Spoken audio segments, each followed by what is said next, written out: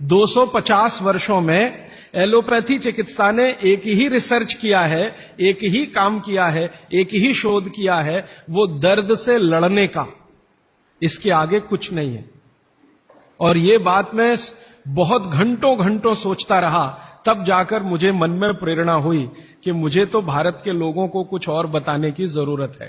कि अब मेरे समझ में आया, आयुर्वेद एक ऐसी चिकित्सा पद्धति है जिसमें महान महान लोगों ने, चरक ऋषि, सुश्रुत ऋषि, बागभट्ट ऋषि, निघंटु ऋषि, पाराशर ऋषि, ये सब महान महान लोगों ने एक बात कॉमन कही है, और वो ये कही है कि जो व्यक्ति मरीज होता है वो सबसे अच्छा डॉक्टर हो सकता है, क्योंकि उसको अपने दुख और तकलीफ का जितनी गहराई से महसूस हो सकता है वो किसी भी डॉक्टर को नहीं होता। जो अपने दुख तकलीफ को गहराई से महसूस कर सकता है वो चिकित्सा भी कर सकता है, बस उसको कुछ ज्ञान की जरूरत है। और कुछ ज्ञान, ज्यादा नहीं, थोड़ा सा ज्ञान अगर उसके जीवन में है तो वो कहते हैं कि वो हर तरह की बीमारी से लड़ सकता है और दूसरों को मदद कर सकता है। और आयुर्वेद के जितने बड़े पंडित हैं वो भी मानते हैं इस बात को। वो ये कहते हैं कि आयुर्वेद का 85% हिस्सा, ये बात मैं आप सबको बहुत विनम्रता पूर्वक लेकिन गंभीरता से कह रहा हूं, इसको आप कभी भूलिएगा मत। आपके जीवन के स्वास्थ्य और चिकित्सा का 85% हिस्सा इतना सरल और आसान है कि आप स्वयं उसे कर सकते हैं। मात्र 15% हिस्सा ऐसा है जिसमें आपको किसी विशेषज्ञ की मदद की जरूरत पड़ सकती है, मात्र 15%। और आपको मैं एक आगे की बात कहता हूं कि ये जो 15% हिस्सा है आपकी जिंदगी का जिसमें आपको विशेषज्ञ की जरूरत पड़ती है, ये हिस्से में सबसे कम बीमारियां हैं। माने जहां आपको विशेषज्ञ की आवश्यकता पड़े आपके जीवन में, वो बीमारियों की संख्या सबसे कम है, और जहां विशेषज्ञ की जरूरत नहीं है आपको अपने जीवन में, वो बीमारियां सबसे ज्यादा है। इसका माने कि हम 85% तो डॉक्टर हो ही सकते हैं। कंक्लूजन इस बात का यह है। अब आप अगर 85% से और बेहतर डॉक्टर होना चाहते हैं तो बागभट्ट ऋषि कहते हैं कि अपने शरीर को थोड़ा जान लीजिए बस। और वो दूसरी महत्व की बात कहते हैं कि अपने भोजन को पहचान लीजिए। शरीर को जान लीजिए, भोजन को पहचान लीजिए, तो वो कहते हैं आप 100% डॉक्टर हो सकते हैं। शरीर को जान लीजिए मतलब शरीर के क्या क्या अंग हैं, अंगों के क्या क्या उपांग हैं, हृदय है तो कहां है, लीवर है तो कहां है, किडनी है तो कहां है। अब तो एक चार्ट आता है कैलेंडर जैसा, मेरी आपको विनती है कि खरीद के एक टांग लीजिए अपने घर में, आपको भी मदद करेगा, आपके बच्चों को भी मदद करेगा। मैं इस विषय पर ज्यादा नहीं जाना चाहता क्योंकि ये उपलब्ध है आपके सामने। अब उसमें आगे उन्होंने एक सूत्र लिखा है संस्कृत में कि शरीर को जानना अगर है तो ठीक है, इसको जरा और समझिएगा। शरीर को जानना है तो ठीक है, लेकिन भोजन को पहचानना सबसे ज्यादा जरूरी। कि जिसने भोजन को पहचान लिया उसको जिंदगी में कभी भी किसी चिकित्सक की जरूरत तो नहीं पड़ेगी। अब भोजन को पहचान लिया माने रसोई घर को पहचान लिया, सीधी सी बात है।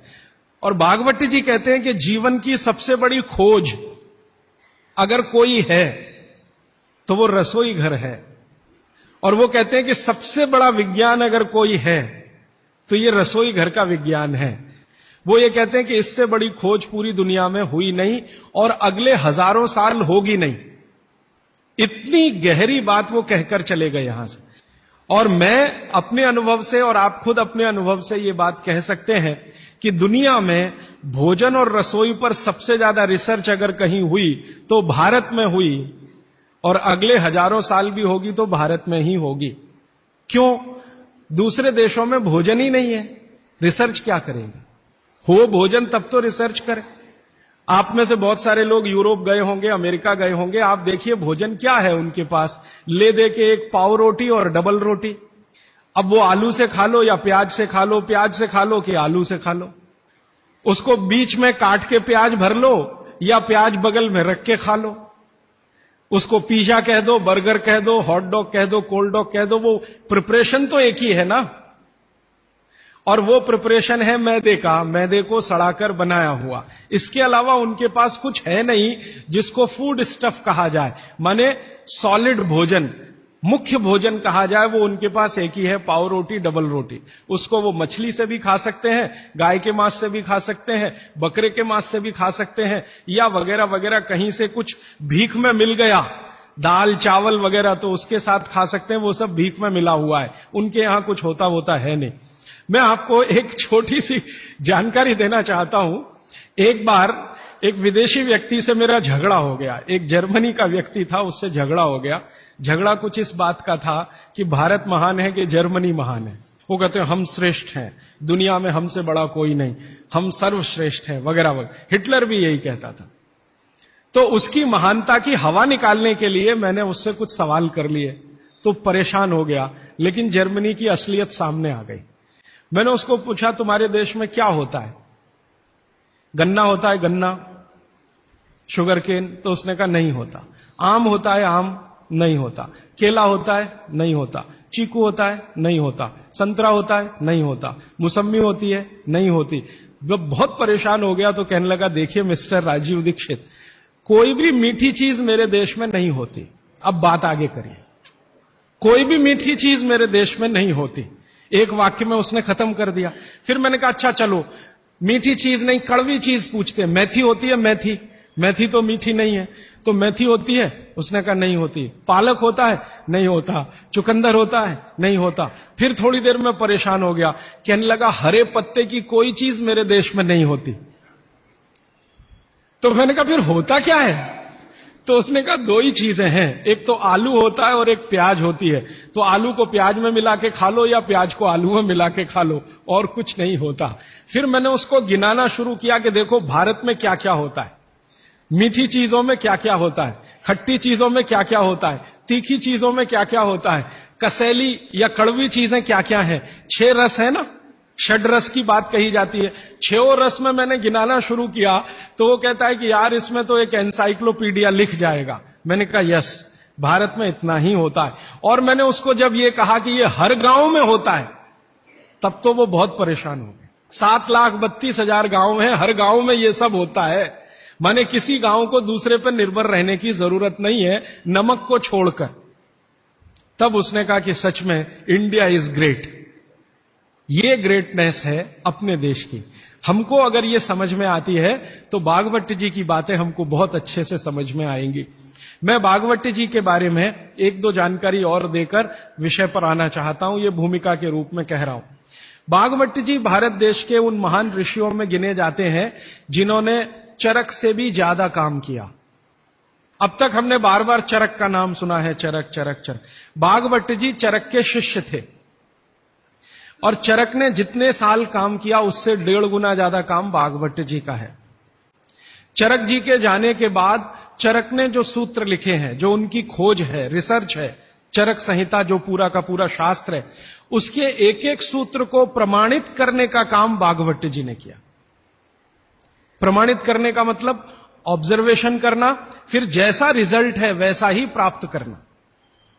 जैसे चरक ऋषि ने कहा ये खाने से ये होता है, मान लो उन्होंने एक स्टेटमेंट कर दिया कि ये वस्तु खाने से ये होता है, भागवत जी ने उसको प्रमाणित करने में 25 साल लगा दिए, 20 साल लगा दिए, 30 साल लगा दिए, और जब तक देख नहीं लिया तब तक उसको लोगों को कहने लायक नहीं माना। हमारे आयुर्वेद चिकित्सा शास्त्र के जो विशेषज्ञ हैं वो ये मानते हैं कि चरक जो थे महापंडित थे, बहुत ऊंचे स्थान के व्यक्ति थे, लेकिन भागवत जी थे वो साधारण आदमियों के चिकित्सक थे। इसका मतलब क्या है? इसका मतलब यह है कि चरक ने जो बातें बहुत गहराई से और गूढ़ शब्दों में कही हैं, भागवत जी ने उनको बहुत सरल करके साधारण लोगों की समझ में आए वैसा प्रस्तुतिकरण कर दिया है। भागवत जी की ये 2 पुस्तकें अष्टांग हृदयम और अष्टांग संग्रहम पढ़ने के बाद मुझे लगा कि मैंने चरक को पढ़ लिया, सुश्रुत को पढ़ लिया, निघंटु को पढ़ लिया, सबको पढ़ लिया, क्योंकि उन्होंने सबका निचोड़ डाल दिया उसमें। और वो ये कहते हैं कि अब मैंने जो तैयार कर दिया है अष्टांग हृदयम या अष्टांग संग्रहम, ये आम आदमी के लिए है, वो चाहे तो इसका पालन करे और अपने जीवन में मेरी तरह से सुखी और निरोगी रहे। भागवत जी 135 वर्ष तक जिंदा रहे और उनके शिष्य बताते हैं कि उन्होंने इच्छा मृत्यु को धारण किया। माने उनकी इच्छा हो गई थी कि अब बहुत दिन जिंदा रहने से कोई फायदा नहीं है, तो मृत्यु को वरण किया। ऐसे पंडित आदमी, इतनी कमांड अपने शरीर पर। और वो ये कहते हैं जब मृत्यु को जा रहे थे तो उनके शिष्य कह रहे थे कि परेशान हम हो जाएंगे, आप चले जाएं। उनका कोई परेशानी नहीं है, ये शरीर छोड़ूंगा, दूसरा धारण करूंगा। जैसे तुम शर्ट बदलते हो मैं बदल लूंगा, लेकिन अब मुझे जाना चाहिए, इस शरीर का सीमा हो गया है। ऐसे व्यक्ति जिन्होंने मृत्यु को धारण किया अपनी इच्छा से, उन्होंने जो कुछ अपने जीवन में किया है वो 2 ही पुस्तकों में सारा समाहित है। तीसरी कोई पुस्तक उन्होंने लिखी नहीं। और वही दोनों पुस्तकों में कुल मिलाकर 7000 सूत्र हैं। 2 पुस्तकों में कुल मिलाकर 7000 सूत्र हैं। सभी सूत्र संस्कृत में हैं। वही सूत्र मैं पिछले कई वर्षों से पढ़ता रहा। और हमारा जो अभियान है, जो पूरे देश में हम चलाते हैं स्वदेशी के लिए, उससे ये बहुत गहराई से जुड़ा है। क्योंकि हमारे अभियान में अब तक हम ये बात करते थे ना कि घर में पेप्सी कोला, कोका कोला मत लाओ क्योंकि विदेशी पेय है। फिर मैं ये भी कहता था ये पीने लायक नहीं है, टॉयलेट क्लीनर है। बहुत साल पहले मैं बोल के गया था चेन्नई में। अब सरकार ने भी मान लिया है कि टॉयलेट क्लीनर है और वैज्ञानिकों ने सिद्ध कर दिया है कि टॉयलेट क्लीनर है। पेप्सी कोका कोला भारत से धन लूटकर अमेरिका ले जा रहा है। ऐसे एलोपैथी चिकित्सा की दवाएं बनाकर कंपनियां उससे भी ज्यादा लूट कर ले जा रही। एक अमेरिकन कंपनी है, उसका नाम है प्रॉक्टर एंड गैम्बल।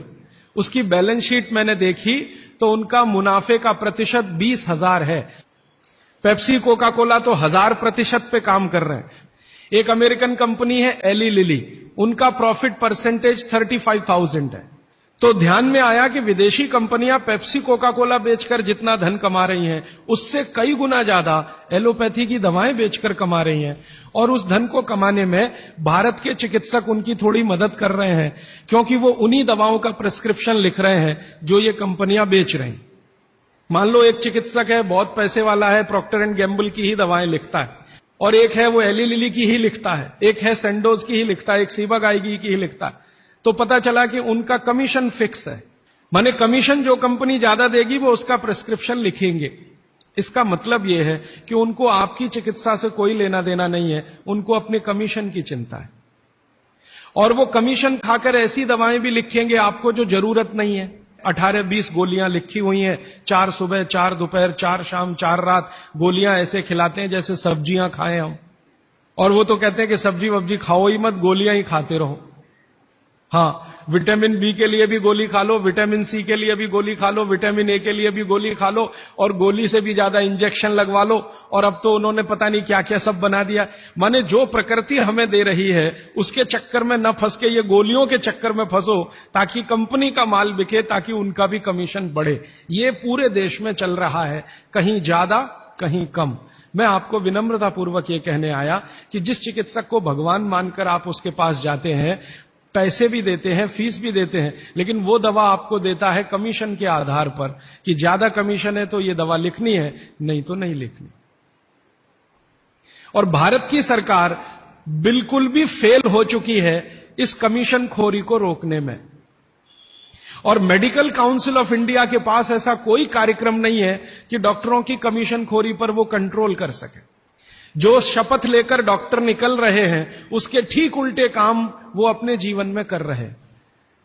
तो ये सब बातों को ध्यान में रखकर मुझे ऐसा लगा कि भागवत जी की बात जो वो कहते हैं कि 85% जो जीवन की चिकित्सा है वो हर व्यक्ति स्वयं कर सकता है, 15% के हिस्से में विशेषज्ञ की जरूरत है। और वो जानने के लिए 5-6 साल जो काम किया मैंने, उसमें से कुछ सूत्र मैंने निकाले। तो मैं तो आपको 50 तो कम से कम बताने ही वाला हूं, क्योंकि अगले 5-6 दिन मेरे पास समय है। लेकिन उन 50 में जो 15 हैं वो सबसे महत्वपूर्ण हैं।